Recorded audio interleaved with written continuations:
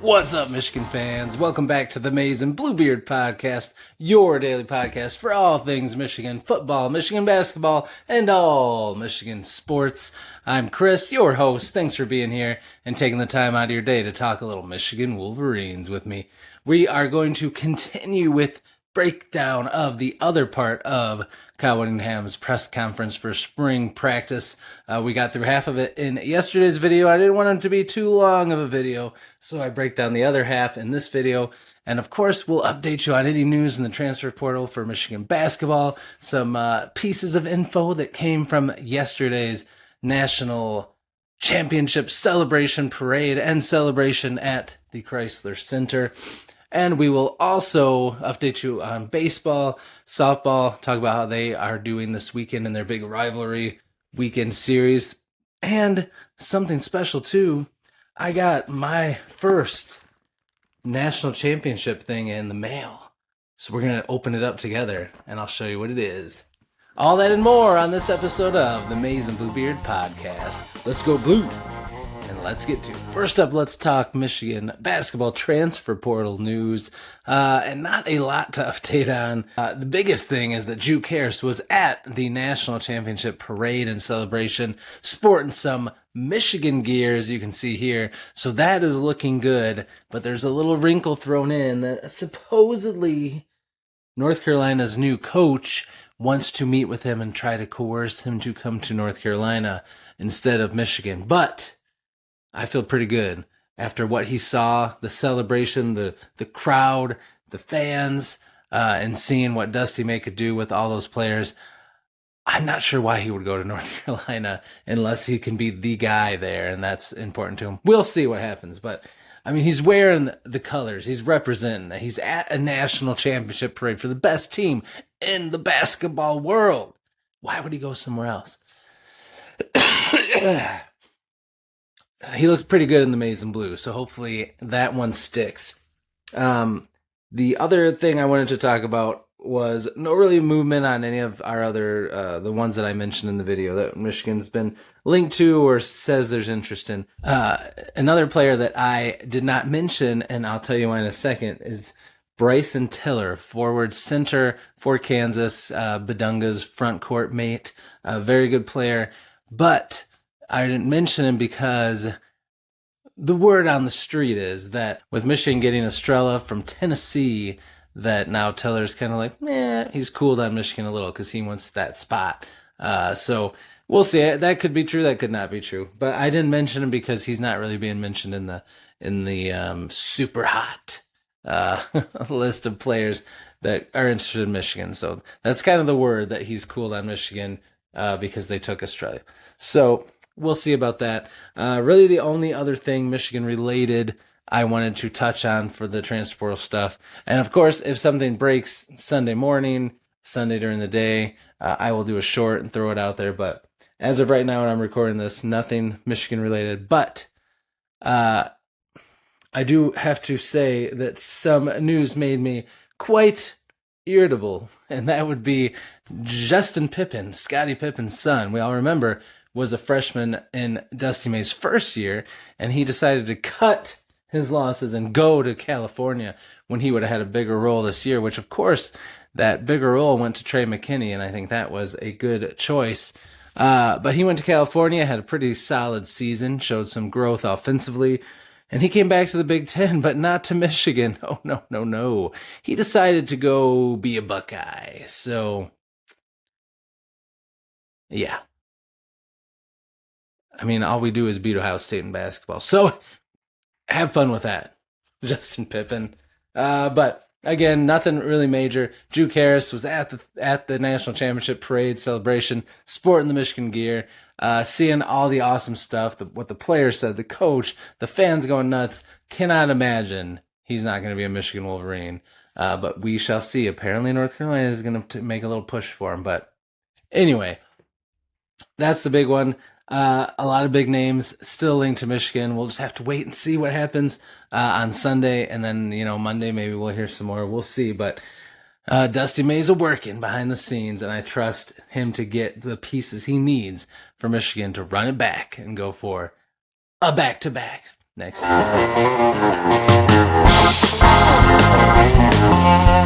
Now let's break down the rest of Kyle Whittingham's spring practice press conference and what he had to say. Here's me, pre-recorded. Let's do it. They asked him a little bit more about the spring game. They said, what's the spring game going to be like? He said, the main thrust is to get a really good, in-depth, close look at the 2s and 3s. There are going to be a lot of 1s that won't participate. This is, okay, you kind of heard tricklings about this. There'll be a lot of starters who don't play. And I don't really have a problem like that with this. It's kind of like the preseason in NFL. Although with that, I more would like the starters to get at least a series because that's right before the season starts. I mean, here, even if the starters played, it's like you're talking about we're months away from the start of the season. There's really no benefit to risking injury for some of your top guys that you already know are your top guys. So it'll be interesting to see who doesn't play, because if someone doesn't play, a 1 doesn't play in this, it pretty much means they are like entrenched, locked in as a 1. And if they are playing, they want to see something out of them. So it's going to be interesting to see who does and doesn't play. He said, we're not going to put a guy in there that we know what he can do and he's played hundreds of snaps here. It's a chance to showcase 2s and 3s in a close to a game environment as we can structure. It'll be 2 separate teams. We're trying to divide the teams up equally. Each position coach will divide his group into an A and B group. A is not necessarily better than B. It's just an equal division. Then the head coaches of each team, which are to be determined, I haven't decided who's going to be head coach of the Maize and Blue yet, will pick. For example, say the Maize team picks first. They'll take the A O-line group. That leaves the B group for the blue team, and so on. It takes about 3 minutes to get through it, but the bottom line is we want a team that's very equally divided, not 1s versus 2 or anything like that. So I kind of like that. That's kind of cool. It'll be a good mix, and it should be a full game, which is fun, which we haven't really seen for a bit. They asked him about players not participating. He said, we're still discussing that, like if he knew who. He said there'll probably be a 12 to 18 guys that don't participate, depending on how we feel.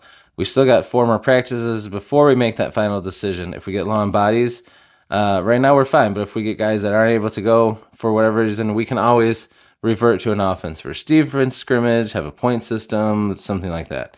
That's kind of our bailout if things go south. But if things continue how they are, we should be okay with a full game with Maize and Blue on each side. They asked him about the offensive line. We think we're going to be just fine. Ultimately, on the offensive line, it's been a little bit of shuffling in and out during spring, guys with some nagging injuries, but nothing serious. We did get a couple guys back this week, so if we continue to trend in the direction we are now, I think we're pretty solid up front.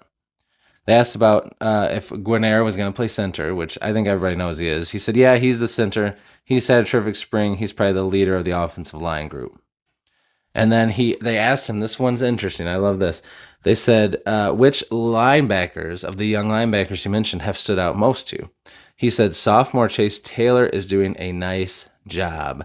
I love Chase Taylor, and I really have been wanting him to get a big shot, and I think it's going to happen. He said, senior Troy Bowles is an upperclassman, played a lot of special team snaps, not a lot of linebacker snaps, but he's looked good.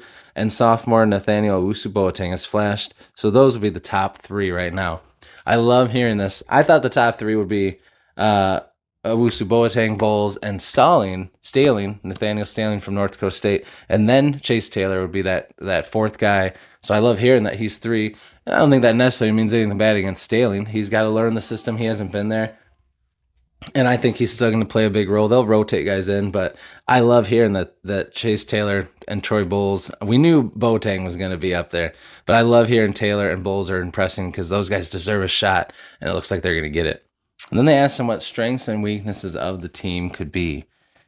He said defensive line is definitely a strength. The running back room with Jordan Marshall and Savin Hyder, that's definitely a strength. He said the receivers have stepped up. They're really a strength. He said depth in the secondary is a concern. We feel really good about who we project to be the ones, but we got to develop some more depth behind those guys. And then he said, again, the linebackers are all young as far as game recs, so that's a work in progress. We've got a couple additions we're making in the summer to that group that can help as well. And when he said that, it made me think, I'm like, I think Staling is there. So I'm trying to think who the linebackers are. who the other linebackers are that are getting added. Like, it's got to be some transfer guys or just freshmen. I mean, they do have like 3 freshman linebackers that are coming in. So that part interests me. I got to try to figure out who exactly he's talking about. But this is what I mean about honesty. Like, he talked about how great the linebacker, those 3 guys have looked, but then he admitted also, like, they don't have a lot of game experience. So that is a concern, but he's been impressed with them still, you know? So he's positive, but he's honest. And then he talks about the depth at secondary. So that's interesting too, because it's a lot like the defensive line, where I think there are a lot of bodies there, a lot of talent. But maybe they haven't seen a lot of guys step up in the secondary backup role. I know they've been really high on Chris Bracey. They've talked a lot about him. Jair Hill, Zeke Berry, Smith Snowden. They're high on all those guys. So, you know, we'll see a lot. Shamari Earls is somebody that hopefully can step up. Jordan Young, we hope, can step up, have a big year. Mason Curtis, Rod Moore, hopefully is healthy. They asked him about Rod Moore and his health. He said he's not doing a lot, but he's on the field. He's doing some individual drills, moving around. Still got a ways to go, but I think he's progressing and turning the right direction. That'll be a huge plus for us if he's able to line up on September 5th. So they don't know yet how healthy he's going to be going into the season. I mean, he's moving around, doing drills, but they're not putting too much on his plate yet. And it's spring, you know, as we get into fall camp, they definitely will see what they've got in him more. So I think there's body depth there and potential depth in the secondary, but I think they just haven't seen it translate yet. So hopefully that's something we'll see. And, you know, maybe some of that is the fact that we got really good receivers now. So maybe some of those 2s are getting burned because that wide receiver room is getting deep. Guys that we were trying to count on as starters are all now all of a sudden 5th, 6th, 7th on the depth chart. So they got a really talented wide receiver room, and that may be causing some problems for those the 2s and 3s in the secondary. Who knows? That's just me thinking out loud. But the last thing I wanted to talk about that I thought was cool was they asked him about Bo Schembechler, and they asked him about meeting Lloyd Carr, and this is cool. So Bo Schembechler, he said, I've never met him in person, never. I've always respected him, absolutely, and observed him from afar. He said, there's a set of CDs I listened to years ago, and it's the Lasting Lessons with Bo book on the CD. I actually have that book. Really good book for anybody that's a mentor or teacher or anything like that, coach. A lot of good things about working with young people in that book. But he said, I listened to that probably 20 times, ironically enough, and I've always been a big Bo Schembechler fan. Then they said, has Lloyd Carr been at practice? He said, yes, I had the chance to meet with Lloyd personally in my office. What a guy, just a tremendous human being, sharp, funny. I really enjoyed my conversation with him. I had a chance to meet with quite a few guys from the past, in fact. Coach Jim Harbaugh's father, Jack Harbaugh, I met with him. I was able to get on the phone with Tom Brady the other day, and I'm going to get on the phone with Derek Jeter tomorrow. I'm a Yankee fan, so that's going to be big. I've met with Coach Beeline, John Falk. He's a stud. Red Berenson, the former hockey coach. And he said, like I said, the tradition, this place is oozing with all these historical figures, and it's very respectful. I'm very respectful of them. So that's really cool. I just love Kyle Whittingham. How can you not? His interview will be linked down below in the description if you want to watch it. There's more little things they talked about, but I just wanted to get the main stuff out there. But just every time I listen to him, I get more and more excited for the season. And, you know, maybe this first season they won't win the national championship, but I think we're going to see a much improved product, a product we can be proud of. There won't be drama and garbage going on. They're going to be fundamentally sound, play hard, and we're just going to be proud of the product on the field. And I think we definitely have a chance to beat Ohio State and make the playoffs, maybe even win the Big Ten, challenge for it. But, you know, we'll see if we have enough to make a run in the college football playoff. Maybe they do. Who knows? But bare minimum, this team is going to be better, and it's going to be a really fun season, and I cannot wait for it to start. All right, let's do a quick baseball, softball update, and then we can unbox our first piece of memorabilia from the national championship that I purchased. We'll see what it is. But let's talk about baseball and softball because they have some huge rivalry weekend series. But before I do that, big piece of hockey news. Michael Hague, I don't know if it's Hague or Hage. Anyway, he's awesome, and he's coming back next year to Michigan, which is pretty cool. He could have gone to the NHL. He's a really good player, but he's coming back to Michigan to try to get that Natty one more time. That is a huge return for Michigan, one of their best players, a great veteran player. So that is exciting news. Just had to share that. But let's talk about baseball. The Michigan Wolverines baseball team is going to win their series against rival Sparty as they won 6-4. Greg Pace Jr., one of their top players, hit a 3-run home run in the third inning, his second of the year. Shane Brenham had struck out 5 and only allowed 3 runs in 6 innings. Michigan improves to 20-14 overall, 7-7 in the Big Ten. Good old Sparty falls to 11-21 and 5-12. So not a good year for them in baseball either. Don't tell them. Michigan will finish out the series today and go for the sweep at 1:00 p.m. It'll be on Big Ten Plus. And Michigan softball team playing Ohio State on National Championship Day.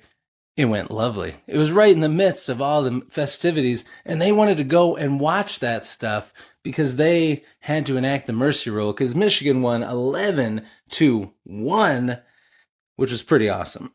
They had to end it in the 6th inning. 11-1. Ella Stevenson went 4 for 4, had 3 doubles, which was a program record.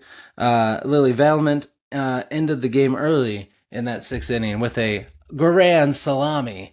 And Gabby Ellis struck out 6 Buckeyes and allowed just 1 run on 4 hits and no walks and had the complete game win. What a win for the softball team.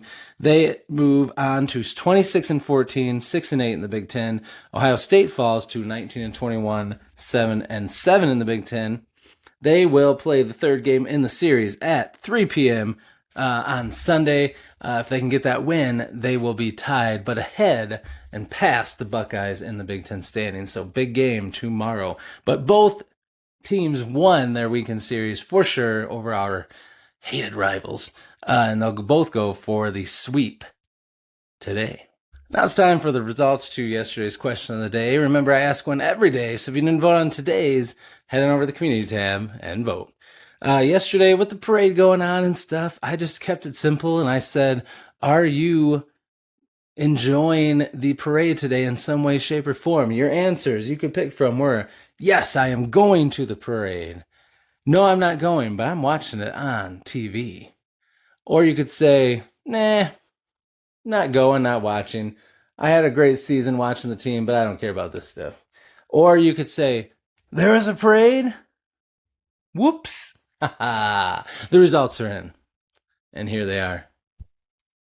As you can see here, the big winner was no, not going, but watching on TV. And that's what I did, and it was lovely. I enjoyed watching the parade, seeing the city and the town and fans getting into it. There was someone who drove from Charlotte, North Carolina, nearby me, and drove there. And it made me feel like a terrible, terrible fan. But that was pretty awesome. People coming from far and away. So it's cool to hear a lot of them get interviewed. Fox 2 did a great job. They had a lot of little things in between. It was very cool. And then getting to watch all the players and Dusty May and Ward Manuel talk about the team. It was pretty awesome. And of course, the big news that Dusty May ain't going anywhere with that contract extension, baby. So that was pretty awesome. So I did the same thing. That would have been my answer as well. Thank you again to everyone who voted. If you didn't vote today, head over to the community tab and vote. But not yet, because we're going to unbox what we got. All right, so here we go. I think I know what's in here, but let's find out together, shall we? Let's go.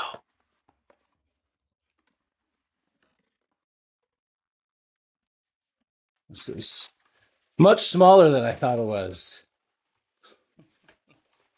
I guess I should have got the bigger size up. I'll have to find a nice frame for this. Okay, so this is a cool thing I got just as kind of a throw-in with some other cool stuff. But you can see the state of Michigan says 69-63, Michigan's winning score. And this has a bunch of lines from articles and newspaper articles, online articles, all sorts of stuff and different stat lines that had to do with their run at the season and through the tournament. Cool stuff. Cool stuff. So it's kind of fun to read through there. So I got to find a very oddly shaped frame for this so I can put it right behind me.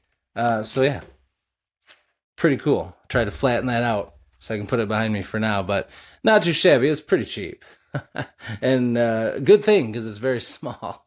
Really should have thought about what that measurement meant. But I still think it's cool. It would have been cooler to have a bigger one, but I like it. It's still going to look sweet somewhere in my office. So yeah, pretty cool stuff. But yeah, it's funny because the thank you note is from Pediment Publishing is bigger than the thing I got.